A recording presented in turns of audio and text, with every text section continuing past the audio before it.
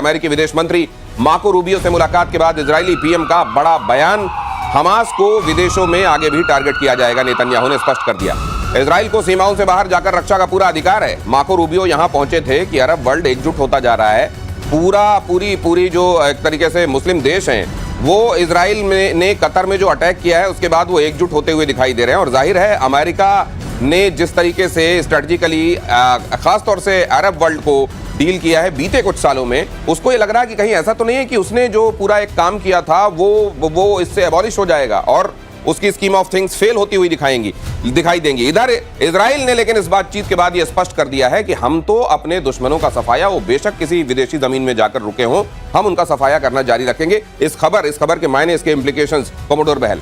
देखिए, इसमें जो मीटिंग कल हुई है उसके अंदर उन्होंने इन्हीं बातों पे डिस्कशन किया है और सबसे पहले स्ट्रांगली कंडेम तो किया ही है, लेकिन इस बार वो पहली बार उससे आगे जाके बात कर रहे हैं और वो ये कह रहे हैं कि हमारी एक जॉइंट डिफेंस मैकेनिज्म होनी चाहिए, एक सिक्योरिटी कोऑर्डिनेशन को बेहतर बनाना चाहिए। ये कहना कि वहां पे एक मिलिट्री अलायंस हो जाएगा, ऐसा मुझे बहुत मुश्किल लगता है, क्योंकि 50 से ऊपर देश कभी भी एक बात पे, एक सोच पे नहीं आ सकते और मिलिट्री अलायंस नहीं करेंगे। लेकिन साथ में अगर आप देखिए, बड़ी इंपॉर्टेंट चीज हुई है कल। तो कहीं ऐसा तो नहीं हुआ कि अमेरिका ये कह रहा है कि हमको ये मीटिंग करने दो, हमको कम से कम ये पोस्चरिंग करने दो कि हम ऐसा नहीं होने देना चाहते। हाँ, तुम बेशक वो करते रहना, तो वैसे भी इजराइल वो करता रहा है अमेरिका के कई बार मना करने के बावजूद, जो उसको सही लगा। लेकिन इसके साथ एक और इंपॉर्टेंट चीज हुई है, इन्हीं की साइडलाइंस पे गल्फ कोऑपरेशन काउंसिल जो 6 देशों का है, जिसमें बहरीन, यूएई, सऊदी अरेबिया जैसे देश हैं, उन्होंने एक डिसीजन लिया है कि हम अपना जॉइंट डिफेंस मैकेनिज्म बनाएंगे। और ये याद रखिएगा, गल्फ कोऑपरेशन काउंसिल में पॉलिटिकल इकोनॉमिक के साथ साथ मिलिट्री अलायंस भी वर्ड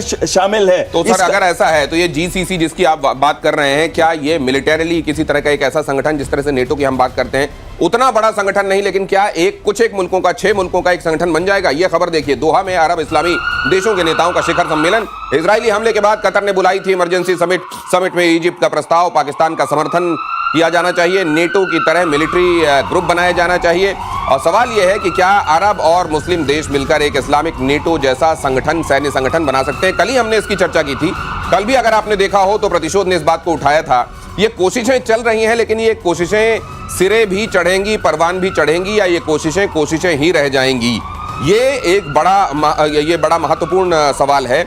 और खास तौर से वो शक्तियां जो इस दुनिया को कहते हैं कि कंट्रोल करती हैं, अमेरिका, चाइना जैसी शक्तियां, वो इसके लिए कौन प्रो होगा, कौन अगेंस्ट होगा? जनरल सिन्हा, देखिए, ये कहना कि 50 देशों का संगठन बन जाए, 50 लाख सैनिक हों, उसके अंदर बोल रहे हैं 16,800 टैंकें होंगी, 7,000 एयरक्राफ्ट होगा, ये सपना नहीं, मुगेरी लाल के सपने से भी बड़ी नहीं है, हो ही नहीं सकता। 50 देश, 56 देश आए थे 68 में, 67 में वॉर हुआ था, 6 डेज वॉर, उसके बाद 68 में OIC बनी थी, 57 देश आ गए। आज के दिन में 50 कौन से देश हैं ये बता दें? क्या ईरान को कहते हैं? ईरान के वहाँ प्रेसिडेंट पुज़कियान पहुँचे हुए हैं, वो तो कतर पे ही मिसाइल फायर किया था। ये कभी आप बदिए बना लेते हैं, पाकिस्तान भी कूद पड़ा है, बोलता है कि यदि आप इजराइल पे करेंगे तो हम भी खड़े हैं। ये वो कहता है ना, कल भारत पाकिस्तान पे अटैक करेगा तो ये क्या पूरे के पूरे 50 देश हमारे पर कूद पड़ेंगे? इम्पॉसिबल है। अरब के अंदर में जो पूरी डिवाइड है, चाहे आप पर्शियन के अंदर देख लीजिए, अरब की डिवाइड देख लीजिए, ये डिवाइड की लाइंस किस बेसिस पे है? क्या ये कंट्री किस कंट्री से इन्फ्लुएंस होकर ये काम कर रहे हैं, उस बेसिस पर है, या अपना इंटरेस्ट देख रहे हैं? पैसों वाली कौन समृद्ध है, किसके अपने इंटरेस्ट क्या है, इस हिसाब से डिवाइड है? डिवाइड किस बात का है? डिवाइडिंग लाइंस क्या है? दैट डिवाइडिंग इनके खुद के अपने जो सोच है, इस्लामिक सोच के अंदर, क्योंकि माना यह जाता है कि उम्मा की सोच, इस्लामिक ब्रदरहुड की सोच एक सीमेंट है जो इनको मोनोलिथिक बनाती है। क्या ये मोनोलिथिक एकजुट देश है या नहीं है? कोमोडोर बिल्कुल नहीं है एकजुट देश, चाहे वो शिया हो, सुन्नी हो, या कोई अलग अलग तरह के रिलीजन भी इसके साथ मिला के एक इस्लामिक उम्मा बनता है। पाकिस्तान का बहुत इंटरेस्ट है, वो तो ये कहता है कि ये जो बॉम्ब है मेरा, जो हर जगह पे बोलता रहता है ना, मैं बॉम्ब फोड़ दूंगा, चाहे वो टेम्पा में बोले चाहे कहीं पे भी, लेकिन जहां पे पाकिस्तान की बात आती है वो चाहता है कि ऐसा एक 20 या 21 मुस्लिम देशों का बने जो कि संगठन जिसमें नेटो टाइप बात हो, ताकि भारत के ऊपर आतंकवाद कर सके और वो जो बाकी के देश हैं वो उसकी सपोर्ट में आ जाए। लेकिन ये होने वाला नहीं है, ये अभी तक हुआ नहीं। आपको मैं एक छोटी सी चीज इसमें बताया था, 2015 में पहली बार इजिप्ट ने कहा था, 2016 में सऊदी अरेबिया ने कहा था, और 2024 में अभी 2 साल पहले नवंबर के अंदर पाकिस्तान स्पॉन्सर्ड, ये पाकिस्तान ने खुद ये मूवमेंट शुरू की थी कि कहीं ना कहीं हम एक ऐसा बनाएंगे, लेकिन ये मुंगेरी लाल के हसीन सपने, हम लोगों ने तो वो सीरियल देखा है, पता नहीं आज की जनरेशन ने, लेकिन उसमें बड़े टिपिकल अंदाज में रघुवीर यादव उसमें थे और बड़े टिपिकल अंदाज में उनकी आंखों को फड़कते हुए और कंधों को फड़कते हुए हम देखते थे। फड़क और फड़फड़ा पाकिस्तान भी रहा है, लेकिन बियॉन्ड इसके वो सोच रहा है कि करनी हमारी और बिल फाड़े हम ये नेटो जैसा संगठन बनाकर, ये कम से कम वो देश नहीं होने देंगे। और आगे खबर ये ऑपरेशन सिंदूर से जुड़ी हुई खबर, जैश के आतंकी का बड़ा कबूलनामा। जैश के आतंकी मसूद इलियास कश्मीरी ने कहा 7 मई को बहावलपुर में भारतीय सेनाओं ने मौलाना मसूद अजहर के परिवार के चीथड़े उड़ा दिए, कीमा बन गया था, खुद उसने कहा है।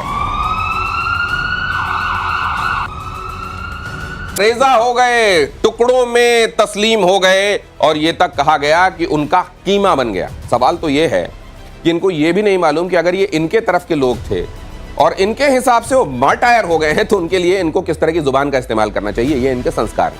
बहरहाल इसी तरह में पलते बढ़ते हैं, इस तरीके में बड़े होते हैं, वो छोड़ दीजिए कि इनकी जुबान किस तरह की है, लेकिन किस तरह का ये एक्नॉलेज किस बात को कर रहे हैं, ये इस बात को एक्नॉलेज कर रहे हैं कि पूरी दुनिया ने ये देखा कि जैसे मोहम्मद के जो लड़ाके थे, जो उनके लड़ाके कहलाते हैं, जो असल में आतंकवादी थे, उनको किस तरीके से भारत ने मारा है।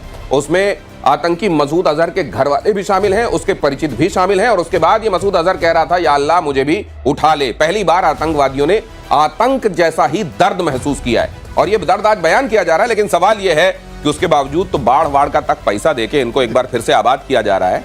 ये इलियास कश्मीरी इस समय सामने आया होगा दुनिया के और ये एक्सेप्ट कर रहा है, इसके पीछे कोई स्ट्रैटेजी होगी sir. How do you read his mind? देखिए स्ट्रैटेजी तो क्या है, ये मूर्ख लोग हैं, इनकी क्या स्ट्रैटेजी बनाएंगे। इस आप बताइए, जो हम लोग 4 महीने हो गए एक पूरे ऑपरेशंस के चले हुए, हम लोग गिन रहे थे कि कौन कौन है हमारी, और इसने नाम दिए हैं 4 उनके बेटों के नाम, 4 उनकी 5 बेटियों के नाम, और 5 दिए हैं जिसमें उनके दामाद हैं, उनके जो ये हैं उनके नेफ्यूज के नाम। तो ये नाम दे दिए, हम तो खोज रहे थे। इतना मूर्ख है ये कहता है ना, वो तो कह रहा था अल्लाह हमें भी क्यों नहीं उठा लिया, हमारे सारे मर गए, चिथड़े हो गए। तो आज मुझे तो बहुत खुशी है, मैंने लिखा है, ये पूरे के पूरे लिस्ट बनाई है। ये नाम यदि हमारे पास आ गए तो हम कहा, हमारी डोजियस तो ऐसे ही जाती है ना। जो आप कह रहे हैं, जो मरकज सुभान अल्लाह के अंदर में लोगों ने देखा, 26 लोगों की लगी है ना वहां पर, वो लोग लगाए अपनी फसीलें कि मार के 14 के नाम इनके। तो देखिए ये कर ले, क्या इनको क्या सिंपैथी मिलेगी वहां पर?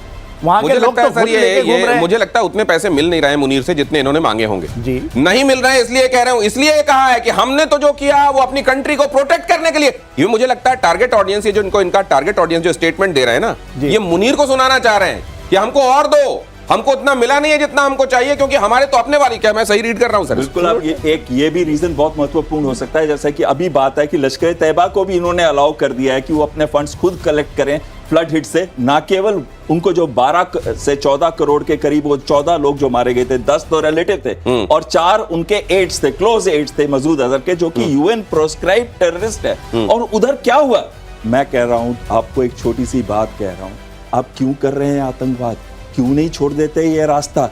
अगर आप सोचते कि कहीं भी छुप जाएंगे तो भारतीय सशस्त्र सेना एक स्ट्रॉन्ग पॉलिटिकल लीडरशिप के अंडर आपको ढूंढ निकालेगी और आपके जमीन दोस्त कर देगी, और आप फिर कह रहे होंगे कि अल्लाह मुझे उठा लेते। अरे एड्रेस भेज दीजिए, हम आपको आज उठा लेंगे। मैं आपको प्रॉमिस कर रहा हूं, अल्लाह के पास तो बहुत काम है। हम मसूद अजहर पाकिस्तान में छिपा हुआ, और पाकिस्तान कह रहा है कि अफगानिस्तान में छिपा हुआ। आपसे बिल्कुल ठीक कह रहे हैं कि अगर इतना ही उठने का शौक है, आप एड्रेस भेजिए, आज ही उठा देंगे। लेकिन सर ये अगर अमेरिका एबटाबाद के अंदर ढूंढ सकता है, हम इनकी मर्जी पर क्यों, हम क्यों नहीं ढूंढ लेते अब हमारे सोर्सेस के जरिए? देखिए, ये तो पता है कि हमारे सोर्सेस के थ्रू कि गिलगिट बाल्टिस्तान में है वो, और बिलावल भुट्टो ने क्या कहा था कि वो अफगानिस्तान के अंदर, वो हमारे और अफगानिस्तान के रिलेशन खराब करना चाहता था। लेकिन हमें यहां तक तो पता है कि गिलगिट बाल्टिस्तान में है, लेकिन जिस दिन हमको खबर मिल गई, हमारे पास बहुत सारे और क्या पता यहां इस प्रोग्राम में, इस प्रतिशोध में तो हमारे एक्सपर्ट्स इसका खुलासा करेंगे नहीं, क्या पता एड्रेस पहुंच गया।